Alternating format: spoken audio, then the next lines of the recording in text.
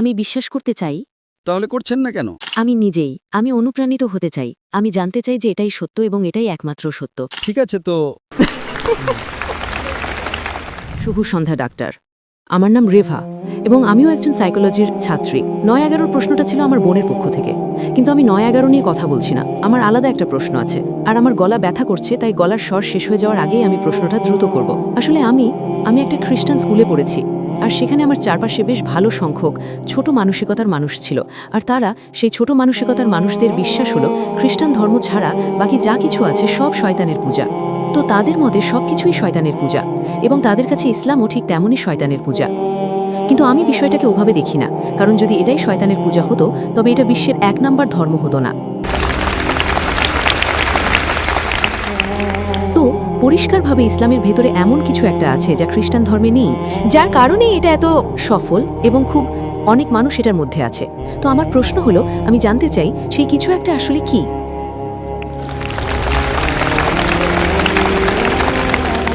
বোন প্রশ্ন করলেন যে তিনি একটা খ্রিস্টান স্কুলে যেতেন, তিনি এমন সব খ্রিস্টানদের মাঝে ছিলেন যাদের তিনি ছোট মানসিকতার বলছেন। এখানে আপনি উদার মানসিকতার মানুষদের মাঝে আছেন, মাশাআল্লাহ।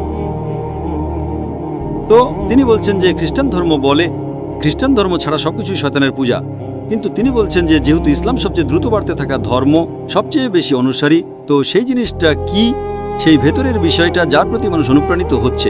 বোন, আমি এই দাওয়াতের ময়দানে ২০ বছরেরও বেশি সময় ধরে আছি। ২০ বছরেরও বেশি সময় ধরে আমি দাওয়াতের কাজে আছি, এবং আমি অনেক মানুষের সাথে দেখা করেছি যারা ইসলামে ফিরে এসেছেন, খ্রিস্টান ধর্ম থেকে, হিন্দু ধর্ম থেকে, বৌদ্ধ ধর্ম থেকে, শিখ ধর্ম থেকে, এবং এক একজন এক এক জিনিসে অনুপ্রাণিত হন। যারা ইসলাম গ্রহণ করেন তাদের সবার মধ্যে সবচেয়ে সাধারণ বিষয়টা কাজ করে আমার জরিপ অনুযায়ী, তা হলো এক আল্লাহর উপর বিশ্বাস। অন্য লোকেরা মূলত বলে এক ঈশ্বর, এক পরমাত্মা, কিন্তু বাস্তবে সেটা মানে না। খ্রিস্টান ধর্ম বলে এক ঈশ্বরে বিশ্বাস করো, কিন্তু তারা বলে পিতা, পবিত্র আত্মা এবং পুত্র। তারা একের কথা বলে, কিন্তু বাস্তবে তারা ৩ ঈশ্বরে বিশ্বাস করে। তাই ইসলামই একমাত্র ধর্ম যা তাওহীদের কথা বলে এবং তা পালনও করে। তাই এটা একজন মানুষকে এক সত্য আল্লাহর এবং একত্বের ব্যাপারে অনুপ্রাণিত করে। আর অন্যান্য ধর্মের মতো নয়, যেখানে আপনি দেখতে পান যে ঈশ্বররা নিজেদের মধ্যে মারামারি করছে, এক ঈশ্বর আরেক ঈশ্বরের সাহায্য নিচ্ছে এবং শয়তান ঈশ্বরকে হারিয়ে দিতে পারে। তো এইসব জিনিস একজন সাধারণ মানুষ অযৌক্তিক মনে করে। ঈশ্বর কিভাবে পরাজিত হতে পারেন, ঈশ্বর কিভাবে মারা যেতে পারেন, কিছু ধর্মে তো ঈশ্বর মারাও যান। তো যখন আপনি এইসব বিষয় যুক্তির সাথে দেখবেন, মানুষ সাধারণত অন্ধভাবে অনুসরণ করে। এই অন্ধবিশ্বাসগুলো ইসলামে নেই। তাই কোরআন বলেছে যে তোমরা কি তবে বুঝবে না, এটা বোধশক্তি সম্পন্ন মানুষদের জন্য। এমনকি আমার আলোচনাতেও আমি বলেছি যে মহান আল্লাহ সুবহানাহু ওয়া তাআলা আকাশমণ্ডলী ও পৃথিবী সৃষ্টি করেছেন এবং রং ও ভাষা তৈরি করেছেন। নিশ্চয়ই তো তাদের জন্য নিদর্শন রয়েছে যারা বোঝে। কোরআন এমন একটি বই যা যুক্তিকে হার মানায়। আজকে মিডিয়া ইসলামের বিরুদ্ধে থাকা সত্ত্বেও আপনি সেই ক্ষমতা কল্পনা করতে পারেন?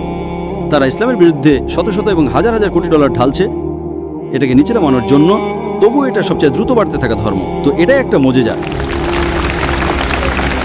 আল্লাহ সুবহানাহু ওয়া তাআলা কোরআনে সূরা আল ইমরান অধ্যায় নম্বর ৩ আয়াত নম্বর ৫৪-তে বলেছেন, মাকরু মাকরাল্লাহু ওয়াল্লাহু খায়রুল মাকিরিন।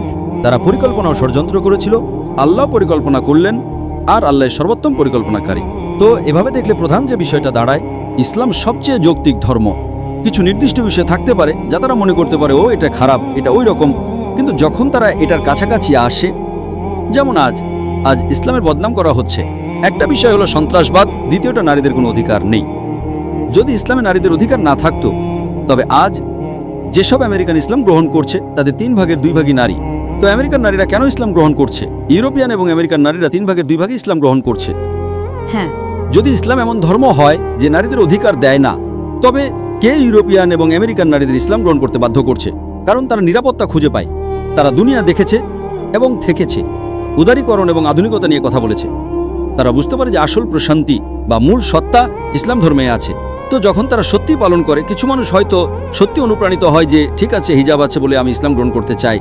কিছু মানুষ শুধু আজান শুনে ইসলাম গ্রহণ করে। তো এক এক মানুষের এক এক কারণ থাকে, কিন্তু আসল বিষয়টা, মূল ফ্যাক্টরটা হলো তাওহীদ। তো তারা যা দিয়ে অনুপ্রাণিত হোক না কেন, যখন তারা তাওহীদ বা এক আল্লাহর বিশ্বাসের দিকে আসে, তিনি আমাদের স্রষ্টা, তিনি আমাদের পালনকর্তা, তিনি আমাদের লালনকর্তা, যা ছিল আজকের আমার আলোচনার মূল বিষয়। তারপর এবং এই মানুষগুলো যারা ইসলাম গ্রহণ করে, তারা মুসলিম পরিবারে জন্ম নেওয়া মানুষদের চেয়েও বেশি ধার্মিক হয়ে ওঠে। বোন, আপনি কি বিশ্বাস করেন একজন আল্লাহ আছেন? হ্যাঁ, আমি বিশ্বাস করি একজন আল্লাহ আছেন। আপনি কি বিশ্বাস করেন মূর্তি পূজা ভুল? মাফ করবেন? আপনি কি বিশ্বাস করেন মূর্তি পূজা ভুল? হ্যাঁ, আপনি কি বিশ্বাস করেন নবী মোহাম্মদ সাল্লাল্লাহু আলাইহি সাল্লাম আল্লাহর একজন রাসূল? আমি বিশ্বাস করতে চাই, তাহলে করছেন না কেন? কারণ আমি এখনো অনুপ্রাণিত হইনি। আমি অনুপ্রাণিত হতে চাই। অনুপ্রেরণার মতো কিছু নেই। যদি আপনি বলেন আপনি চান, যদি কেউ আপনাকে বাধা দেয়। আমি অনুপ্রাণিত হতে চাই। আমি জানতে চাই যে এটাই সত্য এবং এটাই একমাত্র সত্য। ঠিক আছে, তো হয়তো আপনার এই লেকচারে আসাটা যথেষ্ট অনুপ্রেরণা নয়। আপনার মাইক্রোফোনের সামনে এসে এই প্রশ্নটা করাটাই আপনার জন্য যথেষ্ট অনুপ্রেরণা। যেহেতু আপনি বিশ্বাস করেন একজন আল্লাহ আছেন, যেহেতু আপনি বিশ্বাস করেন মূর্তি পূজা ভুল, এবং যদি আপনি কোরআনে বিশ্বাস করেন, আপনি কি কোরআন পড়েছেন? না। আমি আপনাকে অনুরোধ করব কোরআন পড়ার জন্য। আর যদি আপনি কোরআন পড়েন, আপনি ইসলাম সম্পর্কে আরও বেশি বুঝতে পারবেন।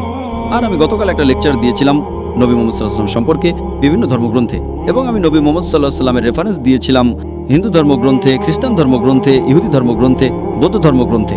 শুধুমাত্র যদি আপনি পড়েন, যেহেতু আমার বিশ্বাস আপনার ব্যাকগ্রাউন্ড হিন্দু ধর্ম, খ্রিস্টান ধর্ম, যদি আপনার ব্যাকগ্রাউন্ড খ্রিস্টান ধর্ম হয়, আপনি কি বাইবেল পড়েছেন? হ্যাঁ, এটা আমার স্কুলে এই বিষয় ছিল। ঠিক আছে, আমি শুধু আপনাকে রেফারেন্সগুলো দেব। নবী মোহাম্মদ সাল্লাল্লাহু আলাইহি ওয়াসাল্লাম সম্পর্কে ভবিষ্যৎবাণী করা হয়েছে ওল্ড টেস্টামেন্টে এবং নিউ টেস্টামেন্টে। ওল্ড টেস্টামেন্টে তার সম্পর্কে ভবিষ্যৎবাণী করা হয়েছে ডিউটেরোনমি অধ্যায় নম্বর 18 আয়াত নম্বর 18-এ, ডিউটেরোনমি বইয়ের অধ্যায় নম্বর 18 আয়াত নম্বর 19-এ, বুক অফ আইজাইয়া অধ্যায় নম্বর 29 আয়াত নম্বর 12-তে, সংস অফ সলোমন অধ্যায় নম্বর 5 আয়াত নম্বর 16-এ। বিস্তারিত জানার জন্য আপনি আমার ভিডিও ক্যাসেট দেখতে পারেন। নিউ টেস্টামেন্টও তার সম্পর্কে ভবিষ্যৎবাণী করা হয়েছে গসপেল অফ জন অধ্যায় নম্বর 14 আয়াত নম্বর 16-এ, গসপেল অফ জন অধ্যায় নম্বর 15 আয়াত নম্বর 26-এ, গসপেল অফ জন অধ্যায় নম্বর 16 আয়াত নম্বর 7-এ, সাথে সাথে গসপেল অফ জন অধ্যায় নম্বর 16 আয়াত নম্বর 12 থেকে 14-এ। সংক্ষেপে আমি শুধু আপনাকে একটা ভবিষ্যৎবাণী বলবো। আচ্ছা। যীশু খ্রিস্ট ঈসা আলাইহিস সালাম গসপেল অফ জন অধ্যায় 16 আয়াত নম্বর 12 থেকে 14-তে বলেছেন, আমার তোমাদের অনেক কিছু বলার আছে, কিন্তু তোমরা এখন তা সহ্য করতে পারবে না, কারণ যখন তিনি সেই সত্যের আত্মা আসবেন, তিনি তোমাদের সমস্ত সত্যের দিকে পথ দেখাবেন। তিনি নিজের থেকে কিছু বলবেন না, তিনি যা শুনবেন তাই বলবেন, তিনি আমাকে মহিমান্বিত করবেন। বুঝেছি আমি। তো যীশু আলাইহিস সালামের এই ভবিষ্যৎবাণী, আমার তোমাদের অনেক কিছু বলার আছে, কিন্তু তোমরা এখন তা সহ্য করতে পারবে না, কারণ যখন তিনি সেই সত্যের আত্মা আসবেন, তিনি তোমাদের সমস্ত সত্যের দিকে পথ দেখাবেন। তিনি নিজের থেকে কিছু বলবেন না, তিনি যা শুনবেন তাই বলবেন, তিনি আমাকে মহিমান্বিত করবেন। আচ্ছা। এই ভবিষ্যৎবাণী নবী মুহাম্মদ সাল্লাল্লাহু আলাইহি সাল্লাম ছাড়া আর কাউকেই বোঝায় না, কারণ এখানে বলা হয়েছে তিনি নিজের থেকে কিছু বলবেন না, তিনি যা শুনবেন তাই বলবেন। এবং আপনি ইতিহাস জানেন নবী মুহাম্মদ সাল্লাল্লাহু আলাইহি সাল্লামের যে মহান আল্লাহ নবী মুহাম্মদ সাল্লাল্লাহু আলাইহি সাল্লামকে ওহী দিয়েছিলেন, যার বেশিরভাগই প্রধান ফেরেশতা জিবরাইল আলাইহিস সালামের মাধ্যমে। তিনি যা পেয়েছিলেন হুবহু তাই পুনরাবৃত্তি করেছেন, এবং তিনি আমাকে মহিমান্বিত করবেন। যদি আপনি দেখেন এমন কোনো আল্লাহর রাসূল নেই, এমন কোনো ব্যক্তি যিনি নিজেকে রাসূল বলে দাবি করেছেন, তিনি কখনোই নবী ঈসা আলাইহিস সালামকে মহিমান্বিত করেননি, একমাত্র নবী মুহাম্মদ সাল্লাল্লাহু আলাইহি সাল্লাম ছাড়া। তো বাইবেলে উল্লেখ আছে যে এই ব্যক্তি যিনি আসবেন, তিনি আমাকে মহিমান্বিত করবেন।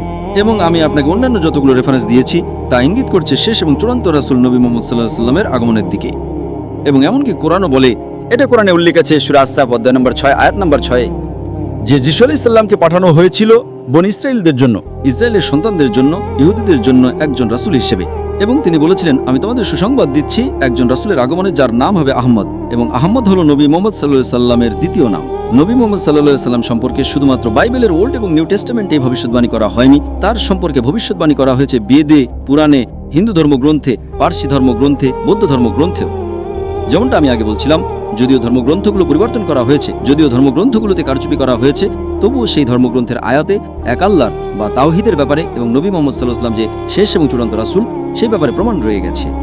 এখন ডাক্তার, যেহেতু আমি আসলে কখনোই কোরআন পড়িনি, আমি কি বিনীত অনুরোধ করতে পারি যে আমি একটা পবিত্র কোরআনের অনুবাদ সংস্করণ পেতে পারি? নিশ্চয়ই, ইনশাল্লাহ। আমি আমার স্ত্রীকে অনুরোধ করব কোরআনের একটা অনুবাদ আপনাকে দেওয়ার জন্য। তিনি ইনশাল্লাহ অনুবাদটা আপনাকে দেবেন। এবং আমি আপনাকে অনুরোধ করছি যে দয়া করে অনুবাদটা পড়বেন। ইনশাল্লাহ যদি আপনার কোনো প্রশ্ন থাকে, আপনি হয় কোনো স্থানীয় দাওয়া সংস্থার কাছে জিজ্ঞাসা করতে পারেন, অথবা আপনি ইসলামিক ইনফরমেশন সার্ভিসে জিজ্ঞাসা করতে পারেন, অথবা আপনি আমাদের ইমেল লিখতে পারেন। এটা এখন একটা বিশ্বগ্রাম। আপনি ইমেল পাঠাতে পারেন islam@irf.net। IRF হলো ইসলামিক রিসার্চ ফাউন্ডেশন সংস্থার সংক্ষিপ্ত রূপ। এবং ইনশাআল্লাহ আমরা আমাদের সাধ্যমতো সর্বোচ্চ চেষ্টা করব আপনার সন্দেহ দূর করার। আশা করি উত্তরটা পেয়েছেন। Thank you doctor.